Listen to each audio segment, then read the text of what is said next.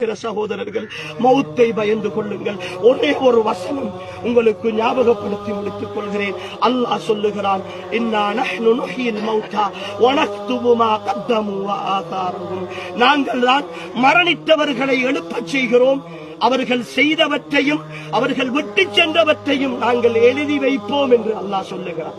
முகநூலில் நீங்கள் பதிவு செய்துவிட்டு யாரோ ஒருத்தனை பற்றி அவதூறு எழுதிவிட்டு அரசியலின் பெயரால் நையாண்டி செய்துவிட்டு மீம்ஸுகள் கிரியேட் பண்ணிவிட்டு ரீல்ஸுகள் போட்டுவிட்டு இசைகளையும் சினிமாக்களையும் போட்டு நீங்கள் கேவலப்படுத்திவிட்டு இந்த கபருக்குள் வந்தால் உங்களுடைய முகநூல் இருக்கிற காலம் எல்லாம், அதை படிக்கிறவர்கள் படிக்கிற காலம் எல்லாம், அது தொடர்ந்து வருகிற காலம் எல்லாம் இந்த கபருக்குள் வேதனை செய்யப்பட்டுக் கொண்டே இருப்பீர்கள், தண்டிக்கப்பட்டுக் கொண்டே இருப்பீர்கள். அல்லாஹுடைய விஷயத்தில் விளையாடாதீர்கள், அல்லாஹுடைய விஷயத்தில் விளையாடாதீர்கள்.